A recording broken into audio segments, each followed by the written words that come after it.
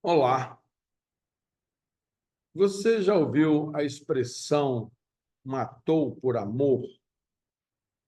Ou também já ouviu que as pessoas se casaram, se uniram porque se amam e depois de algum tempo, especialmente se há divórcio, se há separação, especialmente quando da partilha de bens, aí as expressões de ódio, de mágoas, de ressentimentos são manifestos? Questionamos: será que era amor? Então, vamos conversar hoje, aqui na nossa perspectiva de observação dos conflitos, o que realmente se dá quando estamos falando ou estamos tentando expressar o amor. Então, nós vamos avaliar aqui com a perspectiva, para mim também, no primeiro momento, me pareceu de difícil compreensão, que é um conflito existencial, observar o amor como um conflito existencial. Então, a autora espiritual, Joana de Ângeles, começa aqui falando sobre a psicogênese do amor. Vamos lembrar que conflitos existenciais são comportamentos perturbadores que se apresentam como testes de resistência para o indivíduo humano. Desculpe.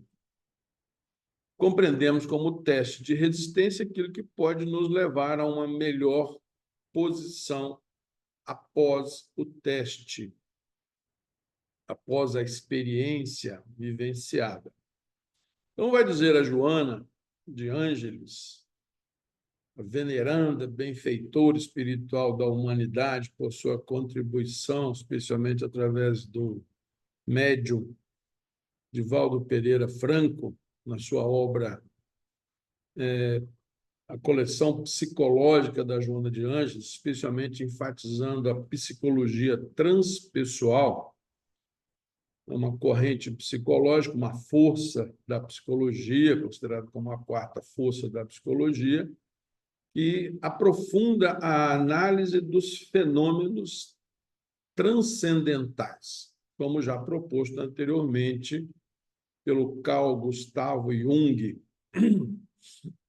em suas observações fenomenológicas à luz da psicologia, e ficou, então, conhecida como a psicologia transpessoal. Mas, diz a Joana, o amor é de essência divina, porque nasce na excelsa paternidade de Deus. Emanação sublime, encontra-se o amor íncito no hálito da vida. Quando o psiquismo, em forma primitiva, mergulha na aglutinação molecular, dando início ao grandioso processo da evolução. Quando falamos aqui da aglutinação molecular, a Joana está se reportando, inclusive, aos minerais, ao reino mineral. Mas vamos trazendo isso já para o processo da fecundação. Vamos ver que a aglutinação celular, né, a divisão celular, vai, então, gerando, fruto do amor, um novo corpo humano. Mas vamos compreender isso. Na sua expressão mais primária, manifesta-se o amor como a força encarregada de unir as partículas, compondo as estruturas minerais, transferindo-se ao longo dos bilhões de anos para as organizações vegetais, nas quais desenvolve o embrionário sistema nervoso na seiva que mantém a vida, através do surgimento da sensibilidade.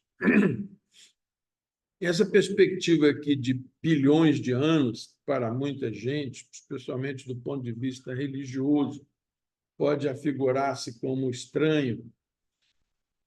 Vamos lembrar aqui, historicamente, que o Concílio de Latrão, no ano 1215, ele regulamentou, como é o próprio de um concílio ecumênico, com a inspiração divina, através dos bispos, que são também representantes dos profetas na Terra, né, na atualidade, mas esses bispos, então, são clérigos, são religiosos dotados de um potencial espiritual para chegarem ao cargo de bispos. Compreendemos, então, que um pré-requisito é uma conexão espiritual mais segura.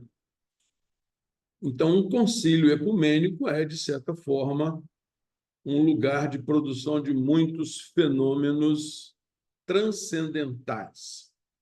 Então, os bispos estão ali operados por mecanismos de inspiração advindos dos espíritos, dos gestores da igreja, na sua versão espiritual, ou na igreja de Jerusalém, como dizem algumas religiões. Então, nós vamos ver que esses bilhões de anos é como, na lei da natureza, se organizam os vegetais, os minerais, os animais, os seres espirituais. Então, desenvolvem o embrionário sistema nervoso na seiva que mantém a vida. Lembramos aqui que, comparativamente, a seiva no reino vegetal equivale ao sangue no reino animal. Mas é essa seiva, é o sangue que vai promover aí o surgimento da sensibilidade, ou seja, o sistema nervoso.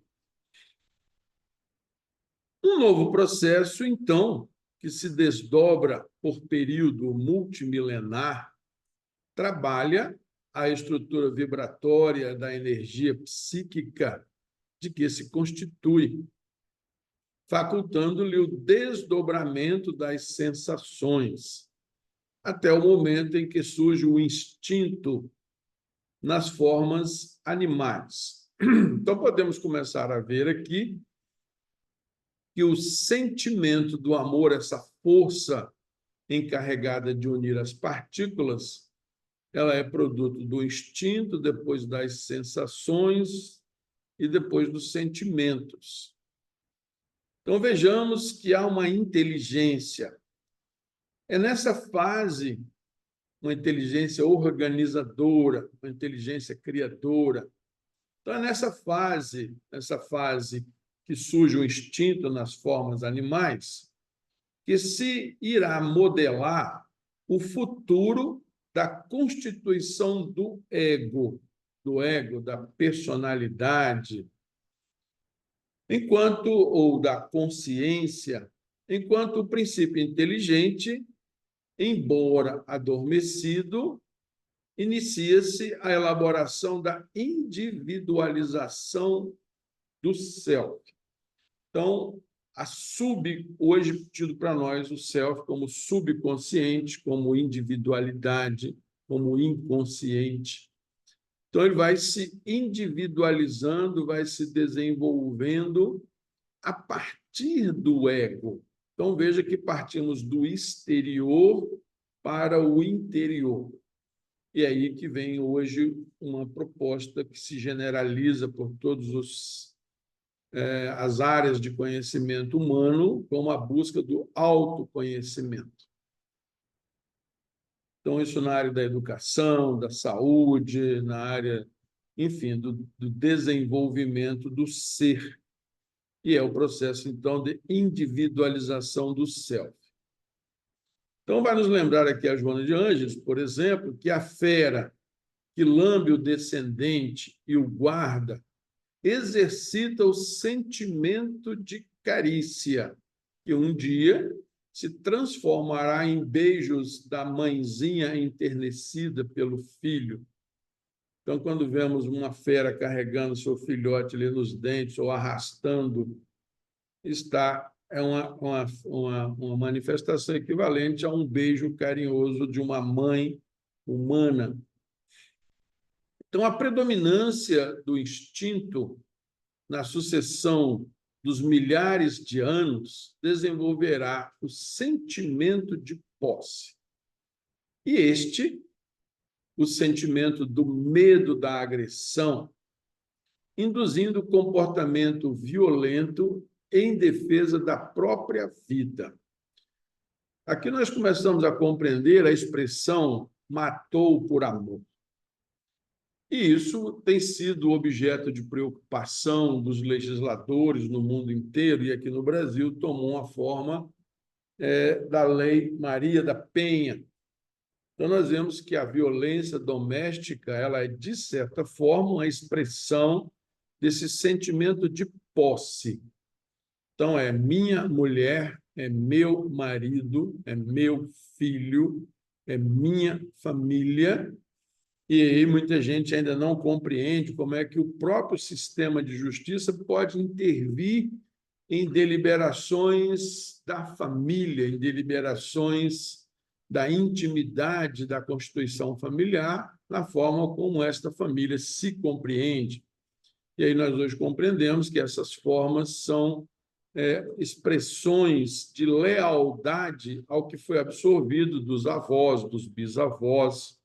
Então, há todo um mecanismo sistêmico que nos permite hoje observar e redefinir ou ressignificar esses conceitos. Mas vemos que, na lei da natureza, ela é fruto do sentimento de posse vindo lá do reino animal, né? Às vezes expresso de forma que a gente conhece hoje como feras.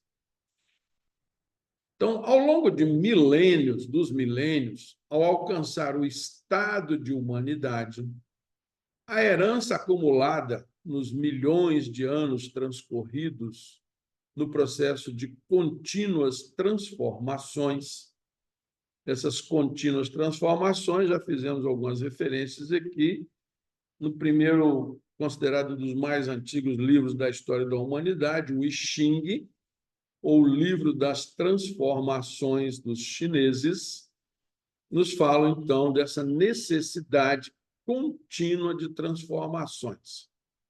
Desencadeia, então, essas contínuas transformações, esses processos, a preponderância do egocentrismo, de início, seguindo o caminho do egotismo exacerbado, até o momento quando ocorre a mudança de nível de consciência adormecida para o nível de consciência desperta, responsável pelas aquisições emocionais mais enriquecedoras. Então, quando a consciência desperta ou desperta do self e começa a perceber as aquisições emocionais, e a propósito disso, estamos aí, nesses próximos dias, o lançamento do filme que trata das emoções, né, com o acréscimo, por exemplo, também da ansiedade entre as emoções do medo, da raiva, da alegria, da tristeza, né? Um filme muito dito aí muito propagado, especialmente pelos estudiosos dos fenômenos psicológicos, que trata das emoções. Então, nós vamos ver aqui que, com essas aquisições, o ser, a humanidade, começa a se enriquecer por perceber, por começar a despertar o sentimento. Então, é nessa fase de modificações que tem início o sentimento do amor. Então, veja só, eu começo a identificar as minhas emoções. E aí, às vezes, ainda confundível com os instintos. Então, nós vamos ver que, por exemplo, é nas manifestações do instinto e das emoções que nós vamos identificar os prazeres, especialmente os prazeres do corpo, os prazeres materiais. e aí uma grande importância na análise dos processos de alimentação, da sexualidade, das atividades sexuais, que são manifestações do corpo, mas que desencadeiam ou despertam, né, emoções e sentimentos típicos e de processos de individualização. Então, por que eu me dou melhor com certa pessoa e não tão bem com outra?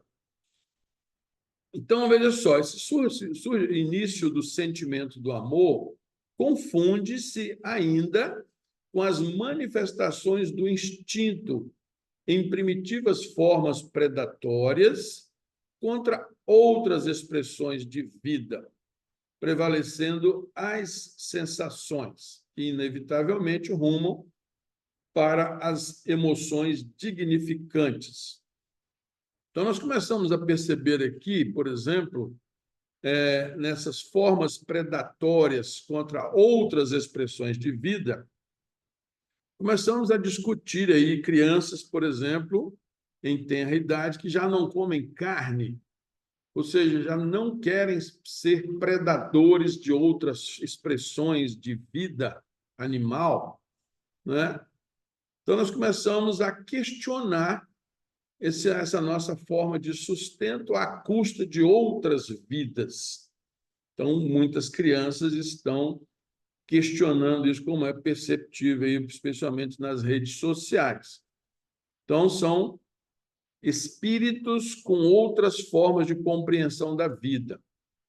Então, nos alerta Joana que somente quando alcança em equânime estado de desenvolvimento é que os sentimentos podem ser educados e exercitados, fornecendo recursos à razão, mediante os equipamentos delicados e próprios para a elaboração da proposta de felicidade. Então, nós já sabemos que felicidade é o estado de bem-estar, é o que todos nós buscamos como estado de autorrealização. E que vamos relembrar, então, da psicologia transpessoal, especialmente na identificação do Carl Gustav Jung, ao identificar as funções mentais ou funções psíquicas, e que a Joana de Anjos vai chamar de equipamentos delicados. E hoje, com os mapeamentos cerebrais, a medicina começa a identificar alterações no sistema nervoso central, assim também como os analistas do comportamento, que expressões emocionais geram mudanças fisiológicas, mudanças de comportamento. Inclusive, também começamos a compreender as doenças psicossomáticas ou as manifestações, por exemplo, das ansiedades, causando graves transtornos no funcionamento orgânico, às vezes sendo necessária a internação em alguns casos ou a contenção química por medicamentos para uma certa regulação desses processos emocionais. Então, começamos a perceber a importância de observarmos e identificarmos essas manifestações, que são, na verdade, as manifestações da razão, com a ajuda das ciências, da filosofia, que começam a clarear, através de diagnóstico e até mesmo de equipamentos, né, os funcionamentos do sistema nervoso central, ativados por processos emocionais, por formas de pensamento. Então, vejamos, nada obstante, diz a Joana, desde os primórdios do instinto, que a educação exercerá uma contribuição fundamental para o crescimento e as aquisições dos valores pertinentes a cada faixa do fenômeno evolutivo. E que cabe questionarmos o que é educação. A Lei de Diretrizes e Bases da Educação vai estabelecer lá no seu artigo 1º que a educação é o conjunto de processos formativos que se desenvolve na vida familiar, nas instituições de ensino e pesquisa, na convivência humana, através do trabalho, Então, veja que a educação é um conjunto de processos formativos. E compreendemos que educação é um processo de autoaquisição. Eu delibero transformar os meus impulsos através de processos educativos. E o que é bem diferente da repressão. Então, se eu reprimo, em princípio, não é um processo, não é um fenômeno educativo. Ele pode até ser uma parte de um processo educativo, mas normalmente a repressão gera uma reação agressiva. Então, veja que aqui destaca bem a Joana, a educação exercerá uma contribuição fundamental, a verdadeira educação, se assim podemos dizer.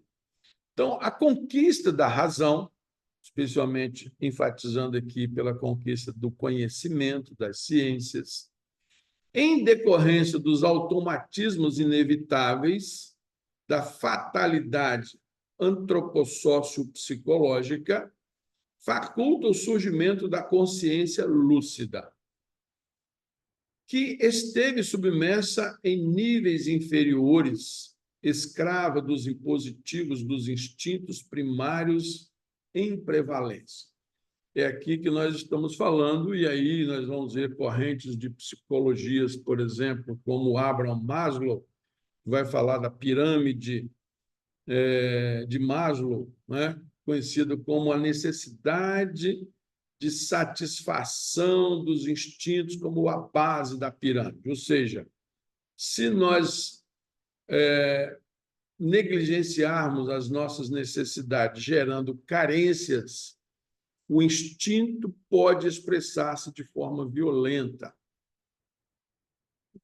Esse instinto primário em predominância. Daí, inclusive, a nossa legislação penal de hoje ainda considerar que os crimes famélicos, os crimes por estado de necessidade, não são puníveis, né? Então, veja em que grau de consciência nós já temos as manifestações do instinto, a satisfação das necessidades fisiológicas. E daí vem também uma chamada aqui da Joana de Anjos para que observemos esses instintos primários em prevalência também nos fenômenos psicológicos, nos fenômenos sexuais. Então, do ponto de vista psicológico, o que é um estuprador? E que não estamos justificando o ato, não estamos desculpando o ato, que a educação é um processo interno, é uma decisão de cada um de educar os seus próprios instintos e não de reprimi-los, gerando carências e, portanto, reações violentas.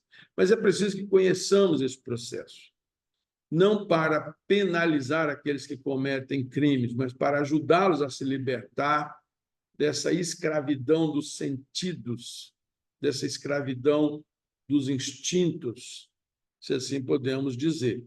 Então, nesse período de crescimento de valores éticos e estéticos, o amor desempenha um papel fundamental, pelo fato de constituir-se em estímulo para conquistas mais avançadas em direção ao futuro. Que conquistas mais avançadas são essas? Vamos ver aqui um pouco na frente, que são as conquistas da moral, ou da forma como nos relacionamos. E chamamos a atenção para o que consta nas constituições praticamente do mundo inteiro hoje, dos mundos mais civilizados, mais democratizados, onde a dignidade da pessoa humana é dada por aquilo que foi proclamado na Declaração dos Direitos do Homem e do Cidadão, desde 1789, na França. E aí nós destacamos especialmente a inviolabilidade do direito à liberdade, do direito à igualdade, para conquistas em relação, por exemplo, ao gênero, em relação a idades, em relação a raças, também com as não discriminações.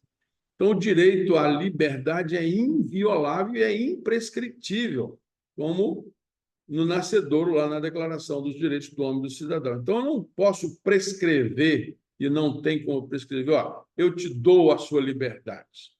A liberdade é inerente à condição humana, E aí nós vamos ter a liberdade de pensar até a liberdade de agir, para o que, então, a psicologia vem dizer para nós. Cuidado com as suas ações. É preciso antes observar os sentimentos, observar as intuições, observar as emoções, para depois decidir. É o que já diz a psicologia transpessoal. E isso são conquistas morais. Então, veja só. Da posse perversa e egoísta do primarismo, à renúncia abnegada do patamar de lucidez espiritual. Então, a abnegação é uma das virtudes mais excelentes das relações morais. É enxergar o outro e valorizar o outro. Da mesma forma que eu quero ser valorizado, teria dito a Jesus Cristo: amarás o teu próximo como a ti mesmo. Isso é uma expressão do amor. Então, toda uma larga experimentação na área das emoções encarrega-se de limar as arestas do ego, favorecendo o self, com o desabrochar das emoções superiores. Olha que beleza de expressão que a Joana nos traz aqui de reflexão. Limar as arestas do ego. Isso significa que enxergar as nossas formas primitivas de manifestação é doloroso e de difícil assimilação. Então, eu querer limar o meu ego, veja só que esforço grandioso vai ser requerido de mim. Isso significa exercitar algum processo educativo com as minhas emoções e com os meus instintos. E é assim, então, que eu vou favorecer o céu, ou seja, favorecer o conhecimento do inconsciente, do meu inconsciente, das profundidades do meu ser. E aí o próprio Abraham Maslow vai dizer da importância da fidelidade a mim mesmo. Não adianta eu querer me enganar, que eu posso, por exemplo, ludibriar os meus instintos. Não posso, não consigo. Então, eu serei um hipócrita, eu vou querer uma coisa e fazer outra, eu vou usar de segundas, terceiras intenções para alcançar aquilo que realmente eu quero. Então, é aí que vai desabrochar das emoções superiores. O que é uma emoção superior? É a emoção submetida à razão, e é ela que vai se transformar, então, em sentimento, sublimando o sentimento na base moral. Então, é querer para o outro melhor. Essa é a forma mais elevada da expressão do amor. Quero o bem do outro, sem qualquer interesse ou com a verdadeira abnegação.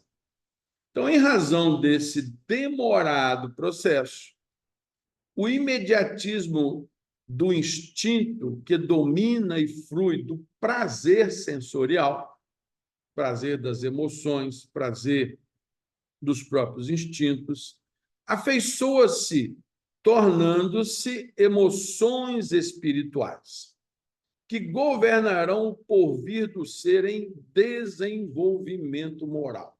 Então, repetindo, o desenvolvimento moral é melhorar a forma de nos relacionarmos com o outro, seja ele da família, das minhas relações profissionais, das minhas relações sociais, seja ela com os meus inimigos. Então, eu vou melhorar a forma. Isso requer compreensão, requer uma melhor observação das motivações que levaram o outro a agir ou deixar de agir, a fazer ou deixar de fazer, como preconiza, então, já o nosso Código Civil, as obrigações de fazer e as obrigações de não fazer.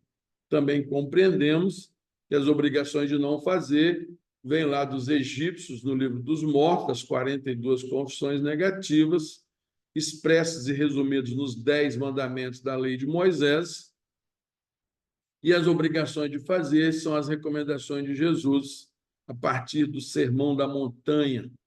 Então, nós temos aí expressões que se tornaram leis e vão sendo cada vez que as leis humanas se aproximam desses códigos de não fazer e códigos de fazer, advindos, então, das essências divinas, nós estamos melhorando o nosso relacionamento moral.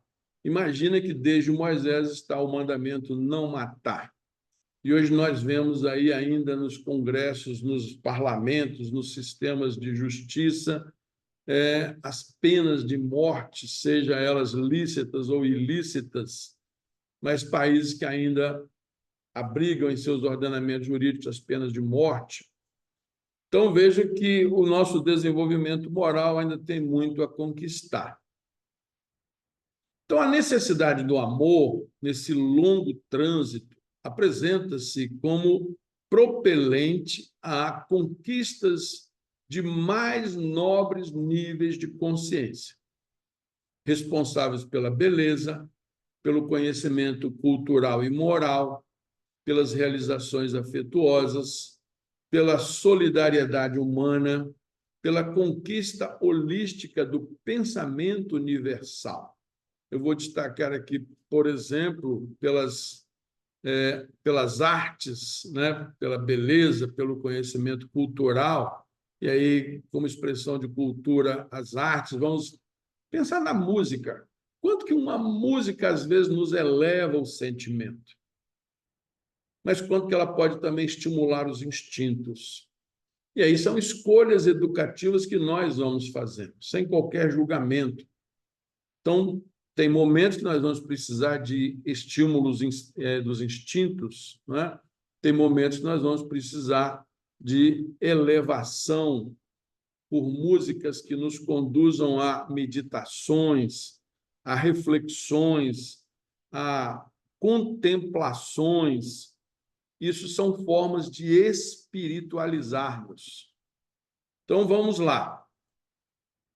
Atado, no entanto, a heranças do gozo, heranças dos prazeres, e aí vamos insistir aqui, prazeres promovidos pela lei de sustentação, pela lei de conservação, representados em nosso corpo pelo sistema digestivo, que gera muito prazer, ou pelo sistema de reprodução aí nos órgãos genitais, que também geram muito prazer.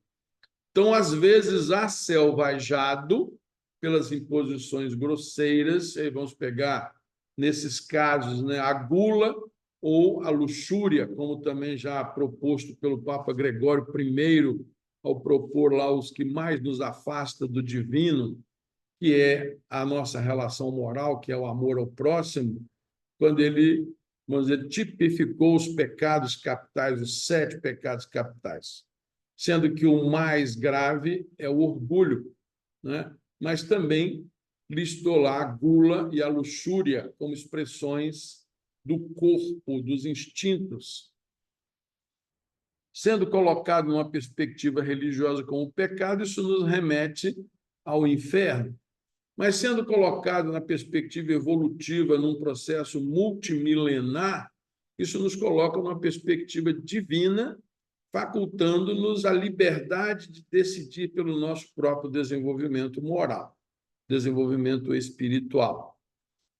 Então, o self passa lentamente a administrar os impulsos. Imagina eu começar a perceber as minhas reações inconscientes e, antes de externá-las, eu, por um processo educativo, não mais reagir de forma violenta ou impulsiva.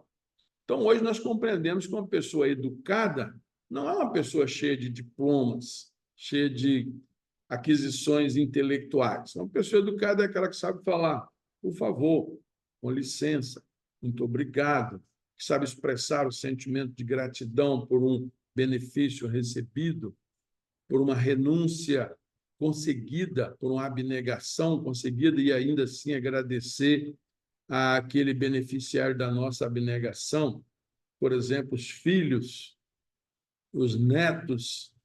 Então, são entes que nos permitem exercitar essas virtudes espirituais. Então, veja só, repetindo, então, a necessidade do amor apresenta-se como propelente a conquistas mais nobres, níveis de consciência. E aí, atado a heranças dos gozos, aselvajado pela imposição grosseira, o self passa lentamente a administrar os impulsos, que se tornam, ao longo de sucessivas reencarnações, mais sutis e nobres, expandindo-se, tornando-se fonte vital de recursos para o progresso e desenvolvimento interior. Aqui está destinado. Vamos fazer um retorno aqui ao histórico, ao Concílio de Latrão. O Concílio de Latrão também consignou lá no Código Canônico que Deus criou espírito e matéria. Então, a criação espiritual é eterna, é infinita. E aí isso prova por si só, ali nas entrelinhas do Código Canônico da Igreja Católica Romana, né, a sedimentação da lei de reencarnação. O espírito é eterno, o corpo vai morrer, mas o espírito vai renascer por ser eterno e ainda imperfeito, precisando de novas experiências na carne para o seu crescimento espiritual. Então, para quem tem olhos de ver, isso está consignado na doutrina católica, lá no concílio, desde o Concílio de Latrão, em 1215.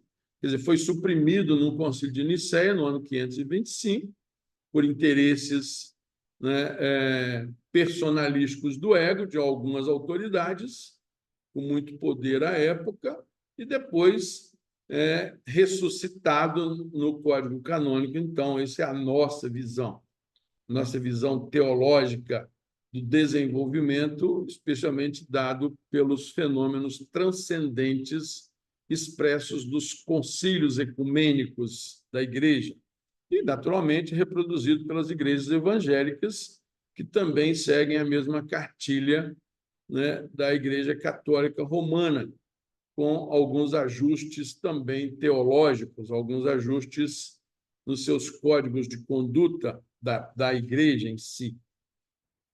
Então, veja só, nós vamos assim compreender que existe um inevitável encadeamento de logros na soberania da vida, que parte do simples para o complexo. E aqui podemos também tomar como referência do conhecido para o desconhecido, do consciente para o inconsciente, da matéria para o espírito.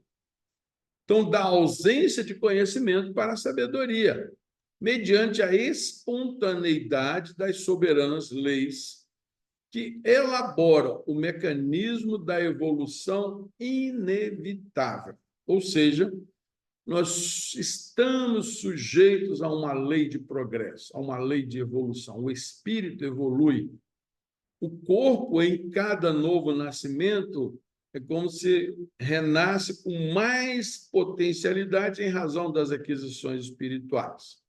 Isso é já o que é compreendido também como modelo organizador biológico, já percebido na biologia associada à psicologia, nas observações do Rupert Sheldrake, que identifica os campos morfogenéticos que se traduzem, que se transferem através das gerações. Então, já é comprovável que cada um de nós carrega no nosso DNA heranças genéticas dos nossos ancestrais.